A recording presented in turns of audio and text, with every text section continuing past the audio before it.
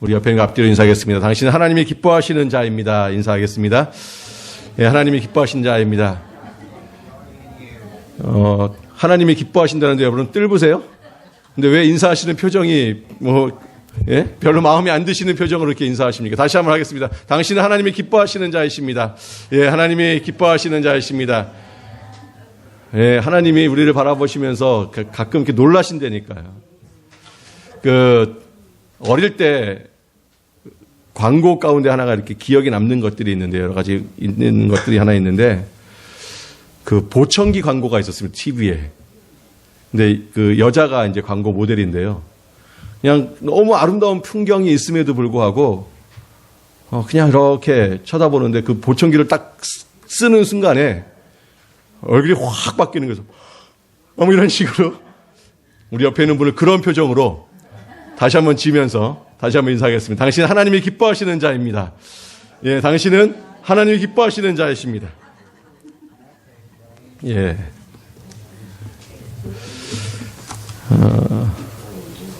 인생을 오래 살지 않았지만 인생을 살다 보면 정말 가장 고통스럽고 아픈 것이 있습니다. 그래서 상대방의 끔찍한 잘못을 용서하는 것이 그렇게 아프고 고통스러울 때가 있습니다. 칼에 찔리는 것보다, 총에 맞는 것보다 훨씬 더 잔인하고 아프고 힘이 들고 더 괴롭고 어렵습니다. 어떤 사람이 의도적으로 계속 회방하는 거예요. 그 사람의 그런 잘못 때문에 내가 회사에서 쫓겨났다면 어떻게 그런 사람을 용서해 줄 수 있겠습니까? 의도적인 부주의로 자기가 가장 사랑하는 자녀가 목숨을 잃었다면 어떻게 그 사람을 우리가 용서할 수 있겠습니까? 그 어떤 모습 가운데 내 잘못이 포함되어 있다면 그나마 용서하기가 좀 쉽죠. 그러나 타인의 전적인 잘못에 의하여 내 삶 가운데 돌이킬 수 없는 손해와 아픔이 생겼더라면 정말 용서할 수가 없을 것입니다. 여러분, 그래서 큰 용서란 칼보다 더 아프고요, 총보다도 고통스럽습니다. 그래서 이 세상 사람들이 가장 하기 어려운 것이 뭐냐 하면 용서해 주는 겁니다. 그래서 가장 많이 회피하는 것이 바로 용서하는 것입니다. 그래서 심지어는요, 많은 적지 않은 사람들이 용서하기보다는 그 아픔과 어려움과 고통 때문에 자살을 선택하기도 합니다. 용서란 힘들고 어렵습니다. 특별히 일본은 어떻습니까? 지난 잘못에 대해서 독일처럼 용서를 구하지 않고요. 그래서 우리는 그 일본을 뭐라고 이야기합니까? 가깝고도 먼 나라라고 이야기합니다. 왜냐하면 용서는요, 개인이든 국가이든 하기가 매우 어렵고 고통스러운 것입니다. 그래서 아무리 가까운 부부라 할지라도요, 용서하기가 힘들어서 결국 뭐 하는 거예요? 이혼하는 거예요. 이혼은 용서하지 않기 때문에 더 이상 가까이 함께 살지 아니하고요, 멀리 떨어져 사는 것을 의미합니다. 여러분, 사람들이 보복으로 살인하는데 이 대부분은 용서하지 못하기 때문에 발생한 사건들입니다. 여러분, 인간들은요, 누구나 할 것 없이 용서를 잘 하지 못하는 공통점을 갖고 있습니다. 오늘날 폭력 사태와 전쟁은요, 서로 간에 용서할 수 없는 인간의 죄성으로 발생하는 현상입니다. 회사와 비즈니스에서는 눈에 보이지 아니하는 치열한 전투가 계속되어지고 있고요. 그래서 인생을 살면 살수록 용서할 수 없는 자가 매년 꾸준히 늘어나는 것이, 여러분, 그래서 인생의 나이는 뭡니까? 내 주변에 용서할 수 없는 사람들이 점점점 많아진다라는 거예요. 엘리야는 여호와 하나님을 떠나서 바알 신을 섬기는 이스라엘 백성들을 다 불러 모아서 갈멜산에서 불로 응답할 수 있는 그 신을 참신으로 결정하자고 제안합니다. 그러자 모든 이스라엘 백성들이 다 한자리에 모입니다. 자, 그리고 먼저 바알의 제사장들은 제단에 소를 바치고 불로 응답해달라고 아침부터 정오에 지나서 저녁까지 450명, 800명이 기도하지만 불은 하늘에서 내려오지 않습니다. 그러니까 바알의 제사장들이 어떻게 합니까? 칼과 창으로요, 자신의 몸을 막 상처를 내면서 피를 내면서, 왜냐하면 바알은 피를 좋아하거든요. 그렇게 막 피를 내면서 바알에게 기도합니다. 간절히 뛰면서 기도하는 모든 모습들을 그 모든 이스라엘 백성들이 다 바라보고 있습니다. 그러나 저녁이 되어 바알 제사장의 기도는 응답 없이 끝이 납니다. 이제 그들은요, 자신의 신이 더 이상 불로 응답할 수 없음을 시인합니다.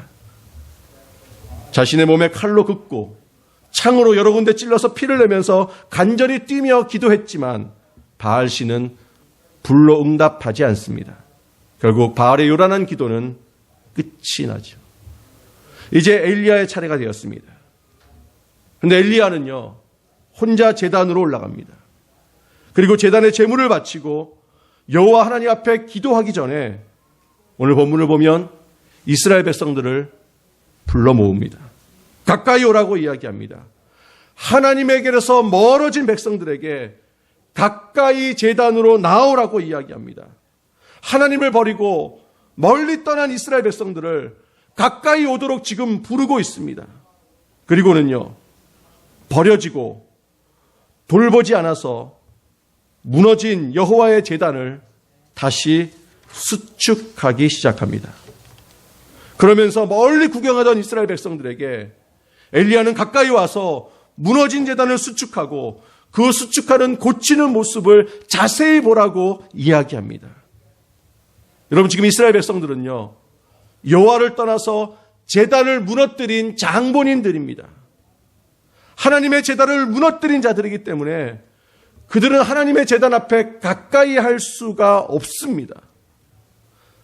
바알의 제단을 가까이 하고요, 여호와의 제단을 멀리한 사람들입니다. 바알의 백성이 된 더러운 이스라엘 족속이라는 거예요. 하나님에게서 멀어진 자들입니다. 하나님께서 놀라운 능력과 은혜로 세계 최강의 이집트에서 구원했지만 그 하나님을 멀리 버린 더러운 백성들입니다. 하나님께서 농사를 잘 지으라고 시절마다 변함없이 풍족한 비를 주시고 넉넉한 햇빛을 많이 주셔서 매번 농사가 잘 되었지만 하나님을 가까이 하는 것이 아니라 바알을 가까이 했던 더러운 백성입니다.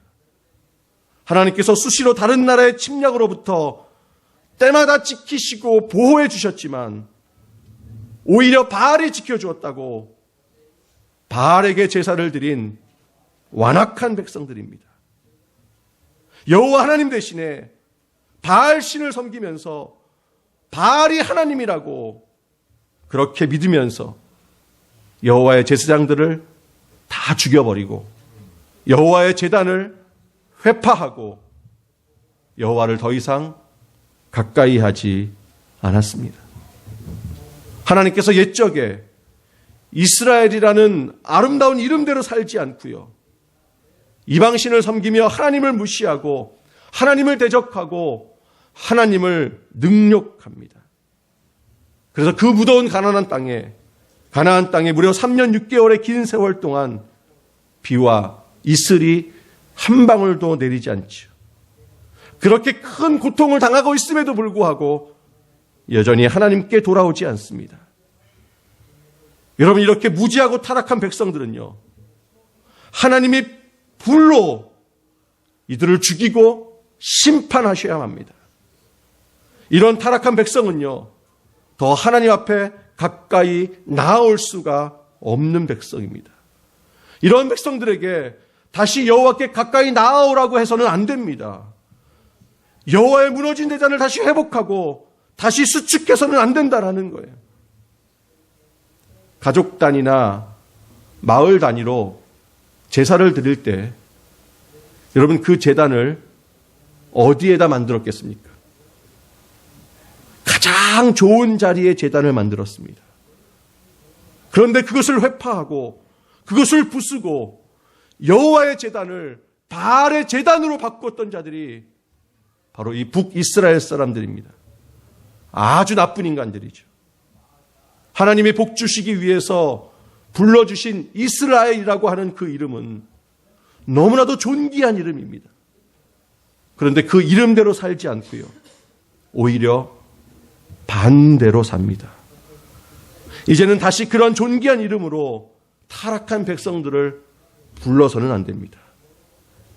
왜냐하면 이들은 하나님을 멀리한 자들이고 이들은 하나님을 버린 자들이기 때문입니다. 그런데 문제는 뭐예요?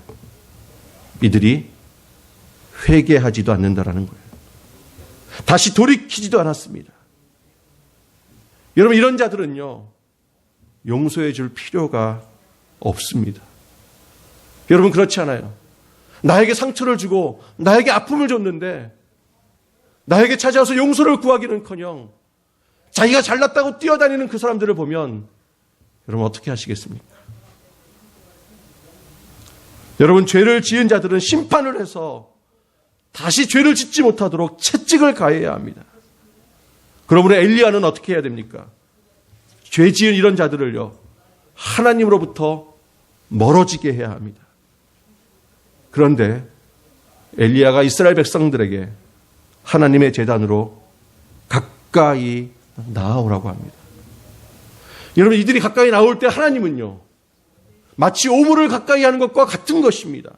그래서 이것은요, 선지자가 해서는 안 될 말들이고 안 될 행동들입니다. 그렇게 더러운 인간들을 하나님 앞에 나오게 하면 안 된다라는 거예요. 하나님의 싫어하는 일입니다. 하나님은요, 더럽고 추악한 인간들을 멀리 하십니다. 왜냐하면 인간들은 어떻습니까? 큰 죄를 짓고 전혀 용서를 구하지 않고 죄를 뉘우치지 아니하면 어디로 보냅니까? 감옥으로 보내잖아요. 인간이 지옥으로 보내나요? 아니요. 인간도 감옥으로 보내잖아요. 그래서 죄를 지은 자는 영원히 어디와 격리시켜 놓는 거예요? 사회와 격리시켜 놓는 거예요. 여러분, 이것이 모든 세대의 공통적 대처 방법입니다. 그러면 하나님도 죄 지은 인간과는 가까이 할 수가 없다라는 거예요. 그러므로 이스라엘 백성들은 다 바알을 섬기다가 끔찍한 형벌 속에 어디로 가야 돼요? 지옥으로 가는 겁니다. 지옥으로. 왜냐하면요, 여러분, 지옥에 가는 것이 죄를 지은 인간이 하나님께 가까이 가는 것보다 훨씬 더 낫기 때문에 그렇다라는 거예요.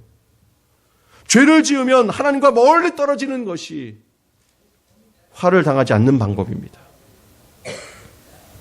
하나님은 태초에 인간을 선하고 착하게 창조하셨습니다. 우리 옆에 이렇게 인사하겠습니다. 아, 당신도 선하셨군요. 인사하겠습니다. 선하셨다니까요. 우리를 하나님이 그렇게 창조하셨다고요. 절대 악한 사람이 아니었습니다. 인간은 처음부터 악하게 만들어진 존재가 아닙니다. 선을 행하도록 하나님께서 인간을 창조했기 때문에 인간은 누구에게 상처를 주거나 누구에게 아픔을 주는 존재로 창조되지 않았다라는 거예요. 여러분, 하나님은 인간을 창조할 때 인간은 누구를 용서해 주어야 할 만큼 나쁘고 악한 행동은 하지 않았습니다. 착하게 만들었으니까. 하나님은 인간을 착하게 창조했지만 인간 스스로 선한 길을 버리고요, 악한 길로 선택하고 결정합니다. 왜냐하면 하나님이 창조하신 인간에게 무엇을 주셨어요?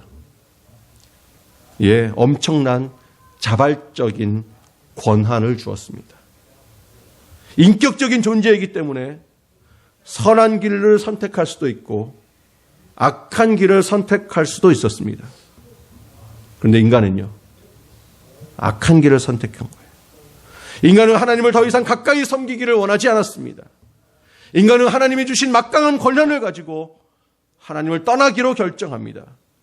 인간은 하나님을 부담스러워하고 멀리하고 난 이후에 하나님과 인간 사이는 완전히 벌어지고요, 이것이 타락이고 이것이 죄악입니다.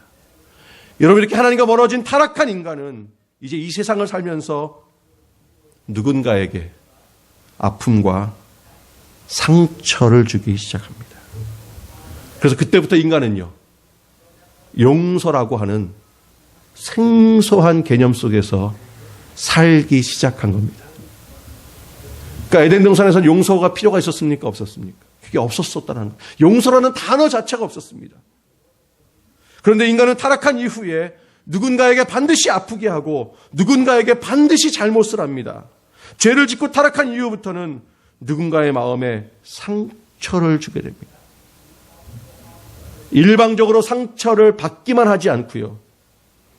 반드시 타락한 인간은 끊임없이 누군가에게 아픔을 주고요. 누군가를 끊임없이 괴롭힙니다. 근데 여러분, 이것이요, 인간이 느끼는 희열 중에 큰 희열이 된다는 거예요. 상대의 아픔을 통해서 쾌락과 기쁨을 얻습니다. 우리 옆에 분과 인사하겠습니다. 즐거우셨죠?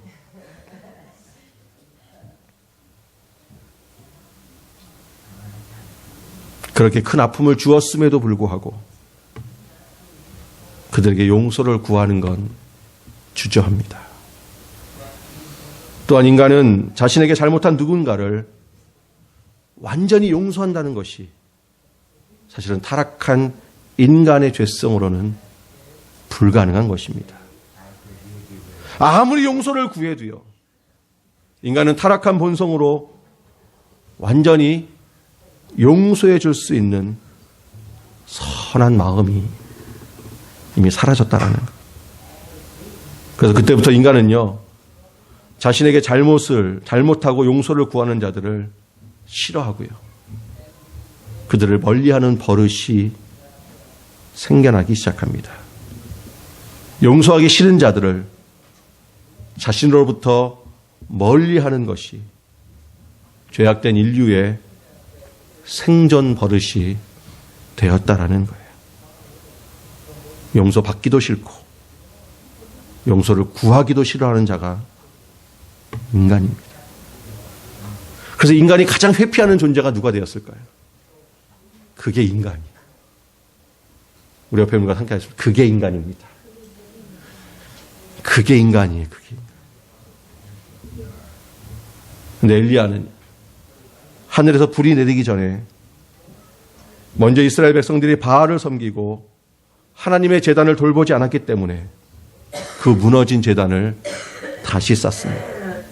하늘에서 불이 내리도록 회파당하고 파손당한 하나님의 제단을 다시 쌓아야만 합니다. 그런데 엘리야가 그 무너진 제단을 수축하면서 여호와 하나님에게서 멀리 떠난 이스라엘 백성들을 가까이 오라고 아주 친근하게 이야기합니다.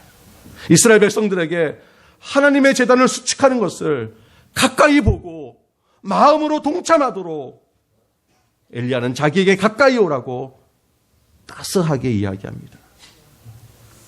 엘리야가 이스라엘 백성들에게 가까이 오라고 한 이유가 있습니다. 여호와의 제단을 회복해서 이스라엘 민족을 회복하고자 한 것이었습니다. 여러분, 제단이 뭡니까? 하나님과 인간이 제사를 통해서 서로 만나는 가장 가까운 장소가 제단입니다. 하나님과 인간이 만나는 장소가 제단입니다. 제단은 하나님이 인간과 소통하는 유일한 길이고요, 유일한 방법입니다. 인간은 제단에 제물을 올려놓고 자신의 죄에 대하여 용서를 구하고요. 그러면 하나님은요, 그 제단에서 인간의 제물을 받고 용서해 주십니다. 이제 엘리야는 죄로 멀어진 이스라엘 백성들에게 하나님께 돌아오도록 제단을 쌓습니다. 근데 여러분, 이 제단이요, 바로 예수 그리스도입니다. 이 제단에서 예수님은 하나님과 인간이 서로 용서를 구하고 용서를 받아주는 가까운 관계가 되도록 하십니다. 예수님 자신이 예루살렘의 성전으로 오시고 여호와의 제단으로 이 땅에 오셨습니다. 예수님은요, 하나님과 인간 사이에서 십자가의 제단으로 자신의 몸을 제물로 바칩니다. 그리고 하나님과 인간의 멀어진 관계를 가깝게 회복시키는 역할. 그래서 하나님은 용서해 주시고요, 인간은 용서를 받는 곳이 제단입니다. 여러분, 엘리야는요, 타락한 백성을 책망하려고 갈멜산에서 무너진 제단을 수축한 것이 아닙니다. 무서운 하나님을 보여주려고 무너진 제단을 수축한 것이 아닙니다. 엘리야는 이스라엘 백성들에게 단지 하늘에서 불이 떨어지는, 여러분 그거 얼마나 신기하겠어요. 그런 엔터테인먼트나 그 쇼를 보여주기 위해서 불러 모은 것이 아닙니다. 엘리야는 다시 비가 오게 하시는 하나님의 용서의 제단을 다시 수축해서 이스라엘 백성들의 죄를 용서받도록 해주고 싶었던 것입니다. 다시 하나님께 가까이 나아올 수 있도록. 그래서 엘리야는요, 제단을 수축합니다. 이것은 단지 돌을 높이 쌓는 것만을 의미하는 것이 아닙니다. 예수님은 이 땅에 오시면 무너진 제단을 다시 쌓습니다.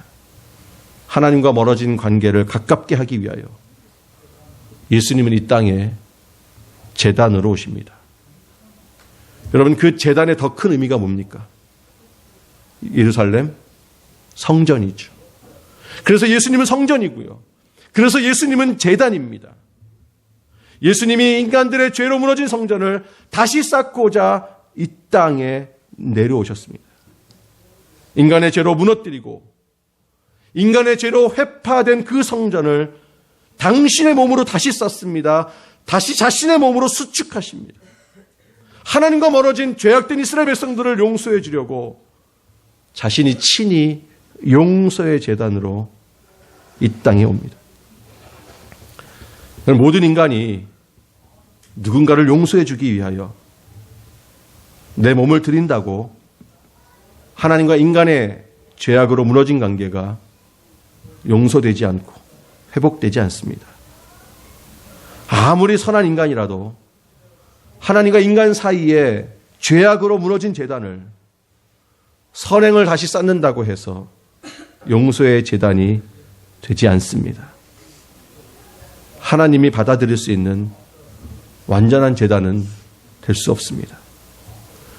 용서의 제단은 오직 예수 그리스도밖에 없습니다. 하늘에서 내려온 하나님의 아들이신 예수 그리스도 이외에 하나님과 인간의 무너진 제단을 다시 회복시킬 수가 없습니다.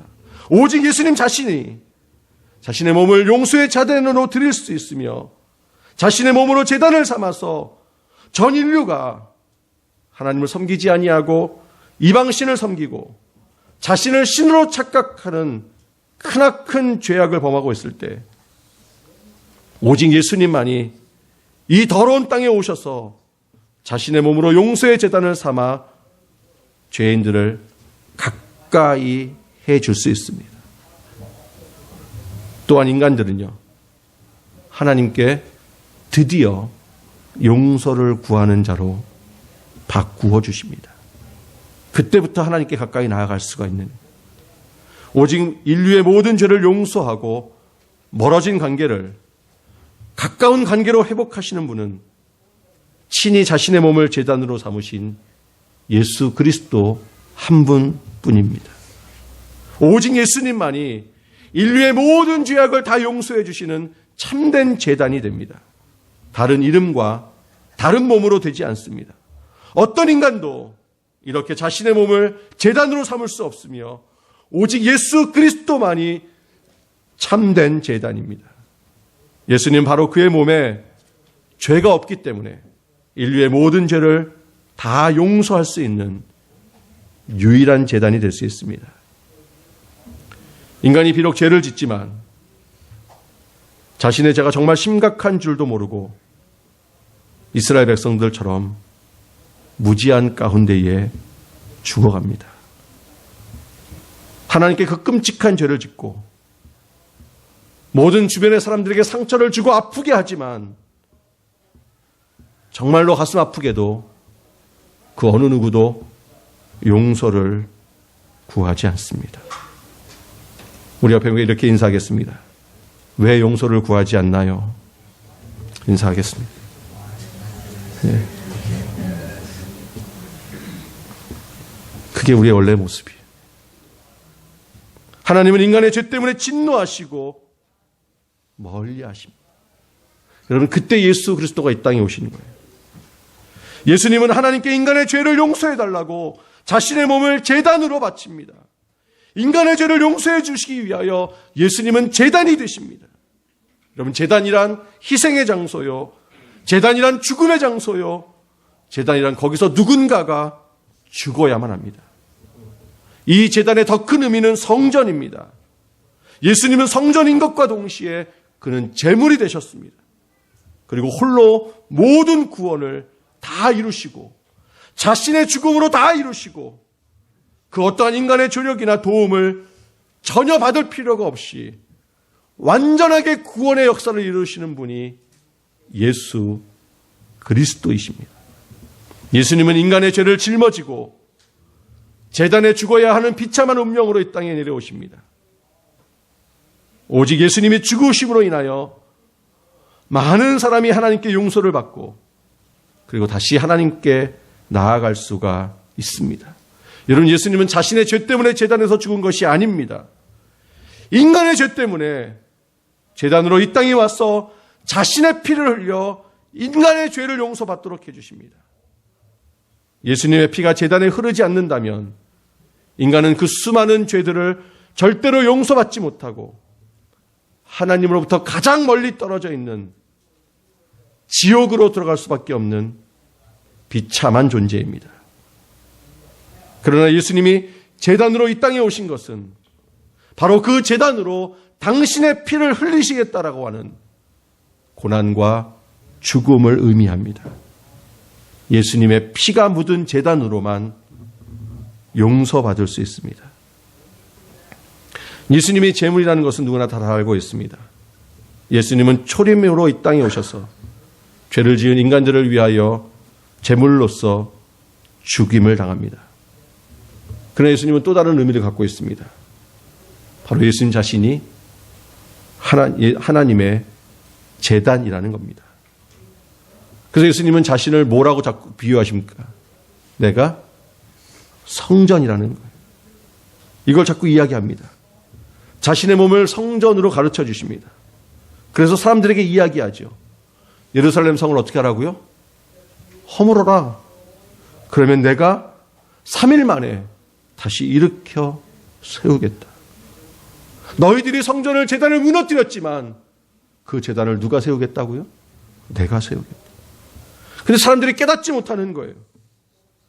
예수님은 성전이 바로 자신의 몸이라고 가르치십니다. 예수님 자신이 죄악으로 하나님과 멀어진 인간들 위해서 이 땅에 오셔서 용서의 제단이 되어서 하나님과 인간을 용서의 제단에서 다시 회복하고자 합니다.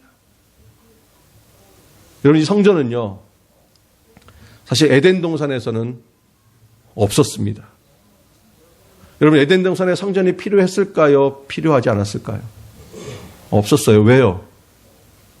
용서의 제단이 필요 없다니까요. 그때는 용서라는 개념 자체가 없었다니까요. 그냥 에덴 동산 자체가 하나님과 가까운 교제의 장소였고 만남의 장소였고 행복의 장소였고 바로 그곳이 성전이었습니다. 그러나 인간들이 타락한 후에 하나님과 인간이 가까이 만날 수 있는 곳은 성전이고요. 그때부터 제단은 필요합니다. 성전이 있는 이유가 바로 그것입니다. 예수님의 제단이 되는 이유는요. 제단이란 죄를 용서받을 수 있기 때문에 그렇습니다. 제단의 돌 자체가 어떤 의미를 갖고 있는 것이 아니라 커다랗고 신비하게 생긴 제단의 돌이 인간의 죄를 용서해 주는 것이 아니라 그 제단의 돌이 바로 예수 그리스도이기 때문에 그렇습니다. 돌들 위에 바쳐진 제물이 거룩한 것이 아닙니다. 제단 되신 예수님의 이름으로 용서받는 것이기 때문에 모든 죄가 다 사함을 받는 것입니다. 예수님은 멀어진 인간들을 다시 하나님과 가깝게 하려고 이 땅에 오셨고, 그리고 제단이 되셨고, 제단의 참된 의미는 용서입니다. 여러분, 그래서 성전에 교회의 가장 커다란 의미는 정말 멀어진 인간과 하나님이 다시 가깝게 만나는 장소요. 바로 이곳이 예수 그리스도입니다. 그래서 예수님은요, 제물보다 뭐가 더 소중하다고요? 제단이 소중하다. 왜요? 제단은 바로 자신을 가리키고 있기 때문에 그렇습니다. 예수님 자신을 가리키는 성전은, 그 제단은 그 무엇과 비교할 수 없을 정도로 귀하고 중요합니다. 우리가 성전을 세워 나아가는 이유가 바로 거기에 있습니다. 마태복음 23장 16절부터 22절까지 말씀하십니다. 화 있을진저 눈먼 인도자여 너희가 말하되 누구든지 성전으로 맹세하면 아무 일 없거니와 성전에 금으로 맹세하면 지킬지라 하는도다. 어리석은 맹인들이여 어느 것이 크냐, 그 금이냐, 그 금을 거룩하게 하는 성전이냐. 너희가 또 이르되 누구든지 제단으로 맹세하면 아무 일 없거니와 그 위에 있는 예물로 맹세하면 지킬지라 하는도다. 맹인들이여 어느 것이 크냐, 그 예물이냐, 그 예물을 거룩하게 하는 제단이냐. 그러므로 제단으로 맹세하는 자는 제단과 그 위에 있는 모든 것으로 맹세하며 또 성전으로 맹세하는 자는 성전과 그 안에 계신 이로 맹세하며 또 하늘로 맹세하는 자는 하나님의 보좌와 그 위에 앉으신 이로 맹세함이니라. 여러분, 뭐가 거룩하다고요? 제단이 제물보다, 성전이 성전에 있는 보물보다. 근데 왜 이 맹인들은 성전의 보물이 더 소중하다고 이야기합니까? 왜 그걸로 맹세하면 꼭 지켜야 한다고 이야기합니까? 뭐가 탐나는 거예요? 재물이 탐나고요. 성전의 보물이 탐나는 거예요. 그래서 이것으로 맹세하면 꼭 지켜야 한다는 거예요. 반드시 갖고 와야 한다는 거죠. 아니요. 예수님은 하나님과 인간 사이 가깝게 하기 위하여 친히 제단으로 이 땅에 오셨고, 그래서 예수님만이 참된 용서의 제단이며 참된 가까운 성전입니다. 예수님 때문에 하나님은 인간을 용서하시고, 예수님 때문에 인간은 하나님께 용서를 구하는 새로운 피조물이 됩니다. 예수님은 이 땅에 가깝고 친밀한 제단입니다. 여러분, 진정한 용서란 자신의 몸을 깨뜨려서 죄인을 용서해 줍니다. 자신의 희생 없이 누군가를 용서해 줄 수 없습니다. 그래서 용서는 반드시 큰 고통을 수반합니다. 용서는 편안하고 기쁘게 할 수 있는 것이 아닙니다. 정말 그것이 진정한 용서란 자신의 몸과 마음을 깨뜨리는 고통 없이는 할 수가 없습니다. 예수님은요, 자신의 몸을 깨뜨려 인간의 죄를 용서해 주십니다. 예, 자신의 몸을 깨뜨려서 용서해 줄 때만 그 죄인을 가까이 할 수 있습니다. 여러분, 죄인들을 용서해 줄 수 없으면 절대로 가까이 하지 않습니다. 가까이 해 줄 수 있는 용서만이 완전한 용서입니다. 여러분, 예수님께서 가까이 하려고 해준 것이기 때문에 그 용서가 진짜 용서입니다. 그런 용서는 자신을 깨뜨리는 희생적인 용서이며 상황과 자신의 이익을 위하여 하는 부분적인 용서가 아닙니다. 자신의 희생 없이 하는 용서는 결단코 가까이 하지 않습니다. 그래서 용서는요, 예수님처럼 자신을 깨뜨려서 가까이 해 주어야만 합니다. 이것이 예수님을 본받는 용서입니다. 하나님은 인간들이 자신을 위해서 신을 만들고 스스로 신이 되려고 했을 때, 그래서 하나님의 대적자가 되었을 때에 하나님은 인간들의 죄를 용서해 주기 위하여 용서의 예수님을 미리 준비하십니다. 예수님에게 용서의 제단이 되도록 하나님의 풍성한 지혜로 미리 준비하십니다. 하나님은 다 아세요. 인간이 스스로 자신을 뉘우치고 돌아올 수 없다라는 존재라는 것을. 아무리 세월이 지나간다 할지라도 인간 스스로 뉘우치고 돌아올 수가 없습니다. 그래서 하나님은요, 예수님을 이 땅에 보내어 주셔서 그들의 죄악을 먼저 용서해 주도록 용서의 제단을 먼저 보내십니다. 자비로우신 하나님께서 예수님을 보내주시지 않았다면 인간은 자신의 죄를 인식하지도 못하고요, 깨닫지도 못하고 하나님과 멀어진 인생 속에서 영원한 형벌 가운데 있다가 결국은 지옥으로 갈 수밖에 없을 것입니다. 그러나 하나님께서 예수님을 성전과 제단으로 보내사 다시 하나님께로 가까이 나올 수 있도록 이제 하나님은 이스라엘 땅에 있는 예루살렘 성전을 폐하시고 예수님만 온전한 성전과 제단으로 우리에게 허락하여 주신 줄로 믿습니다. 엘리야가 하늘에서 불을 내리기 전에 용서의 제단을 쌓는 것은요, 이스라엘 백성들의 모든 죄악을 용서해 주고 싶었던 것이었습니다. 그 용서의 제단을 쌓고 하늘에서 내리는 불은 무슨 불일까요? 용서의 불입니다. 하나님이 참신이라는 사실을 무지한 이스라엘 백성들에게 알려주기 위한 하나님의 은혜의 징표입니다. 먼저 하늘에서 불이 내리기 전에 제단을 수축하고 회복하는 것은 죄악된 이스라엘을 향하신 하나님의 용서의 징표라는 것입니다. 먼저 그 제단이 완성되어지는 그 모습을 통하여 하나님은 이스라엘 백성들을 용서해 주시겠다라는 것입니다.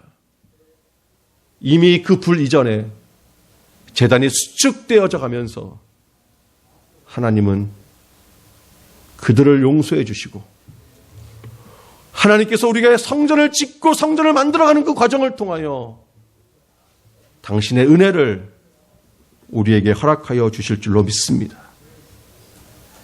여러분, 엘리야가 왜 그토록 하늘에서 불을 내릴 정도로 큰 선지자입니까? 불을 내려서 그가 큰 선지자가 된 것이 아니라 예수님을 상징하는 제단을 수축한 자이기 때문에 예수님이 이 땅에 다시 오실 것을 미리 알려주는 선지자이기 때문에 그가 큰 선지자라는 것입니다. 여러분, 누가 큰 선지자인 줄 아십니까? 어떤 큰 능력을 베푸는 자가 큰 선지자가 아니라 예수 그리스도를 상징하는 자가 가장 큰 선지자입니다. 예수님이 다시 이 땅에 오실 것을 예표하는 그것을 이야기하는 자가 선지자입니다.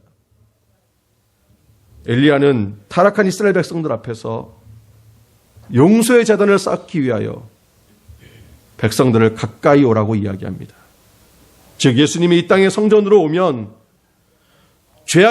죄악된 백성들을 가까이 할 것을 의미하고 예언합니다. 그래서 예수님은 누구의 친구라고 이야기합니까? 죄인과 창녀와 세리의 친구라고 이야기합니다. 엘리야의 모습 속에서 오실 예수님의 영광의 모습이 드러나는 거예요. 엘리야가 수축하는 용서의 제단을 통하여 이스라엘 민족은 살아나게 되고 하나님은 그들을 가깝게 해 주십니다. 이것이 엘리야의 가장 위대한 부분입니다. 엘리야에게 예수 그리스도의 광채가 비칩니다. 모든 죄악을 지은 이 땅의 인간들의 죄악을 용서해 주시는 예수님이 이 땅에 오셨습니다. 용서의 제단으로 오셨습니다. 누구든지 예수님의 제단에 나오면 어떤 죄악도 그래서 다 용서받을 수가 있습니다. 예수님은 용서의 제단으로 타락한 인간들에게 가까이 오십니다. 그분이 먼저. 이제부터 누구든지 예수님의 용서의 제단으로 나오면 그 어떤 죄악도 다 용서받을 수 있습니다. 사실 인간은요, 용서해 주지 못하는 죄가 있습니다. 인간들은 너무 큰 죄를 자기에게 지으면 용서해 주지 못합니다. 왜냐하면 인간은 피조물이기 때문에 용서에도 한계가 있습니다. 여러분, 제가 이런 분도 만나봤습니다. 내가 저 사람이 예수 믿고 천국 간다면 나는 지옥 간다. 제가 얼마나 놀랐는지요. 어떻게 그럴 수 있어요? 어떻게 천국을 포기할 수 있어요? 그분의 대답입니다. 목사님, 저는 강단이니까 제가 이렇게 표현해요. 저 사람이라고 표현하지만 그분은 아니었습니다. 저 사람 때문에 제 딸의 인생이 어떻게 된 줄 아십니까? 성폭행을 당합니다. 딸이 그 이후에 정신 착락을 일으키고요. 20대 꽃다운 나이에 완전히 정신 이상자가 되어버렸습니다. 그 딸을 보는 그 아버지의 마음이 그 사람의 마음을, 그 사람을 어떻게 보겠습니까? 용서가 안 되는 거예요.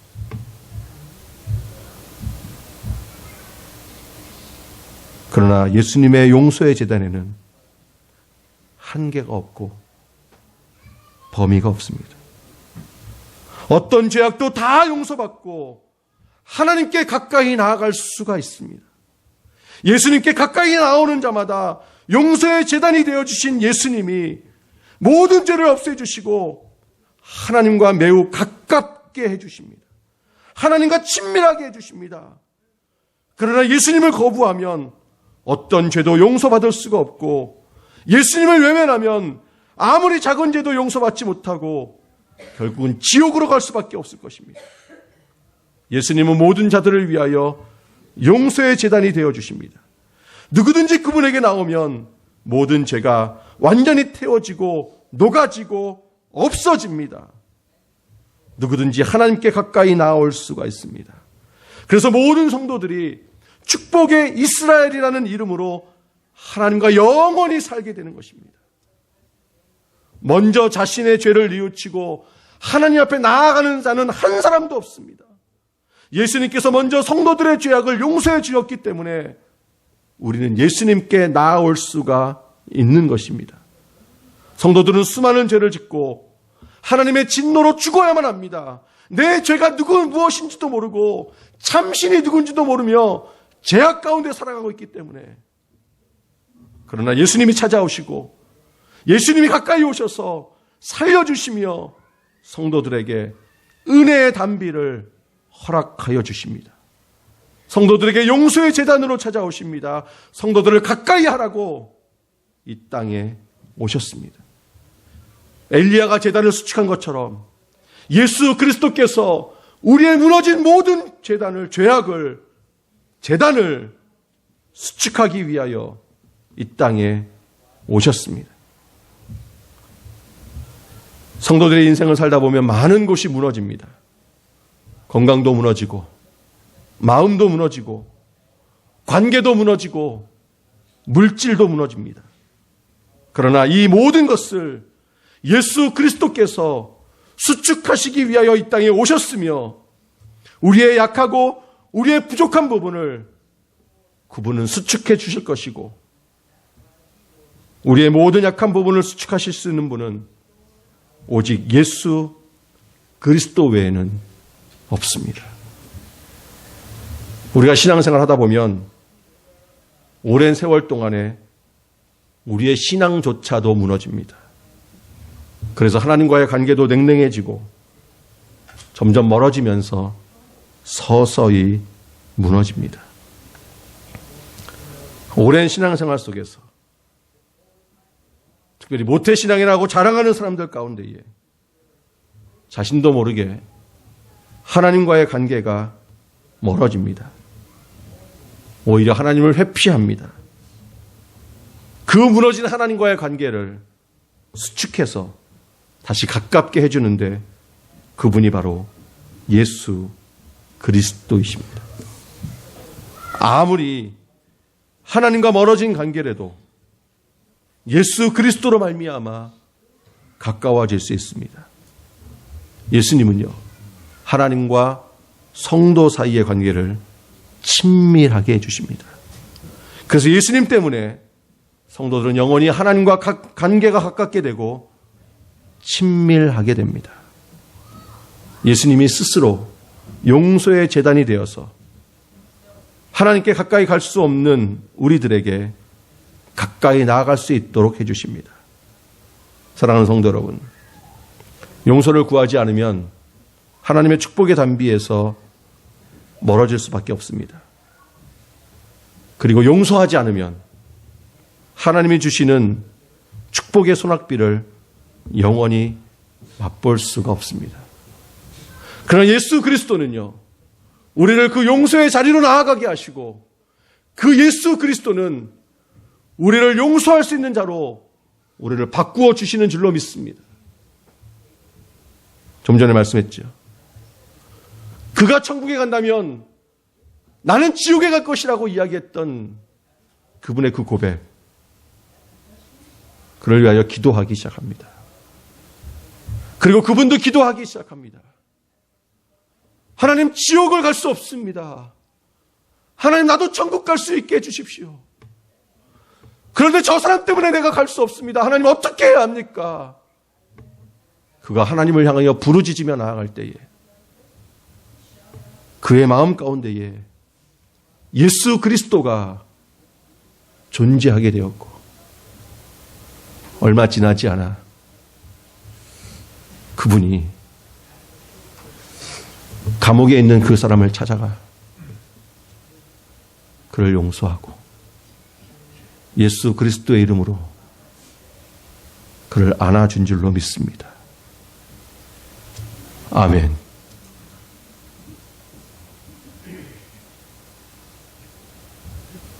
우리는 예수님처럼 용서의 제단으로 살아야만 합니다.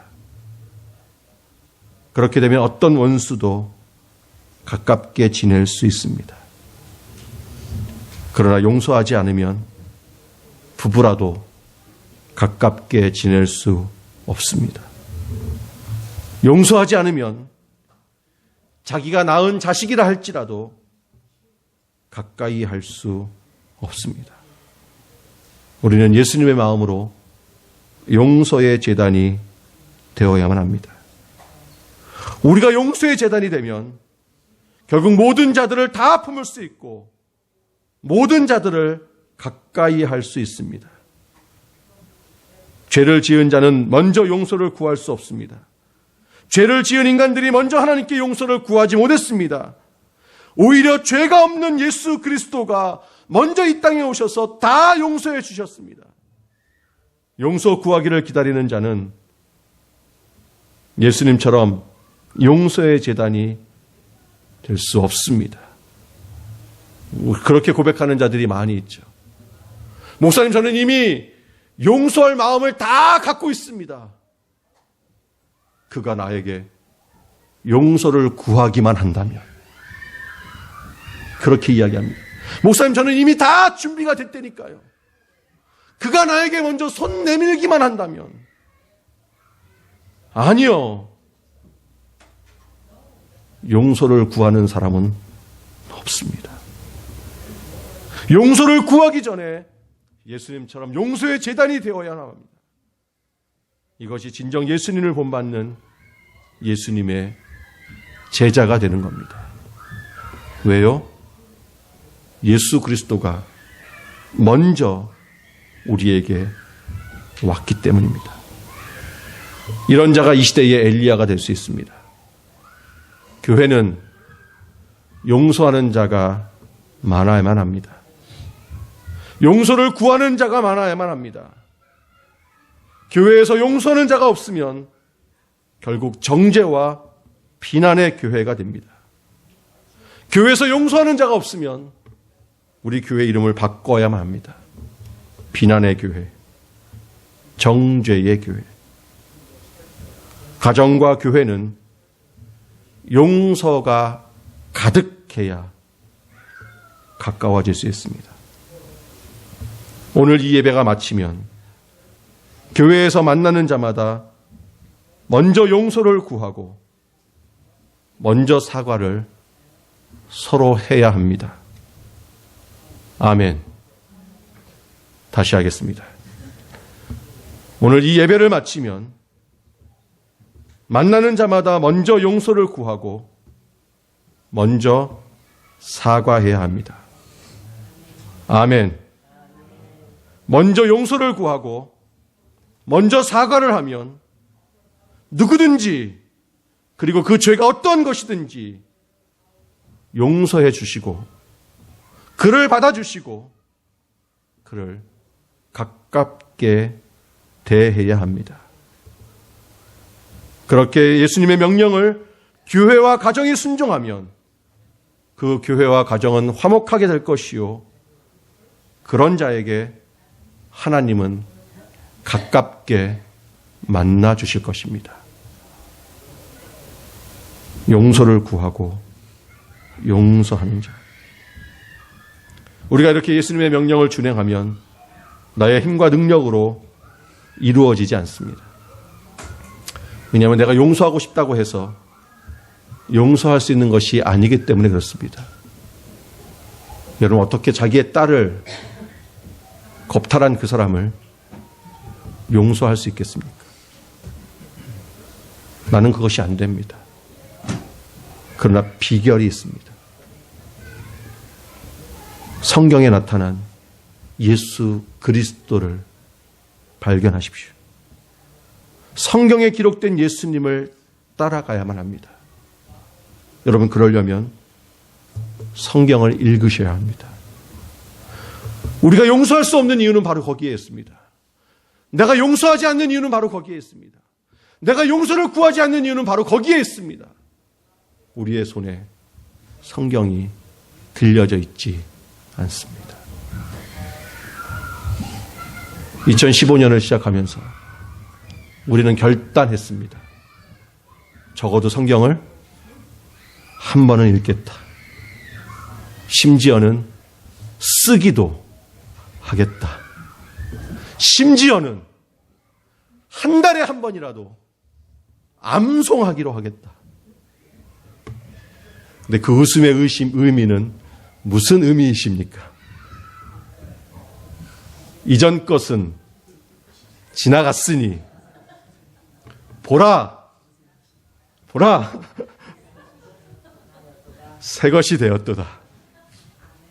이제 다시 우리의 손에 성경을 들어봅시다. 예수님이 어떤 분인가 성경을 통하여 확실히 알게 된다면 예수 그리스도께서 내 안에서 내 주변의 사람들을 용서해 주시고 결국 우리는 예수님의 마음으로 살게 해 주실 줄로 믿습니다. 예수님의 마음으로 살지 못하면 우리가 잘하는 특기가 드러납니다. 우리가 진짜 잘하는 우리의 가르쳐주지도 않은 그러나 정말 잘하는 우리의 모습이 나타나는데 그게 뭘까요? 정죄하고 비난하는 겁니다. 이렇게 정죄하고 비난하면 밤마다 불면증과 낮에는 소화불량에 걸려서 비참한 인생을 살아갈 것입니다. 아멘. 그건 싫으세요? 그러나 우리가 날마다 성경을 읽어서 예수 그리스도를 발견하게 된다면 예수님처럼 용서의 제단이 되는 줄로 믿습니다. 그러면 우리는 그 사람과 가까이 할 수 있습니다. 하나님도 가까이 하는 자가 되고 세상도 그런 자들과 가까이 하는 줄로 믿습니다. 기도하겠습니다. 사랑이 많으신 아버지 하나님, 무너진 제단이 수축되어졌습니다. 우리의 모든 죄악의 모습을 예수 그리스도께서 다 용서하여 주시고 우리를 새롭게 하여 주시며 우리로 하여금 용서를 구할 수 있는 자, 용서해 줄 수 있는 자로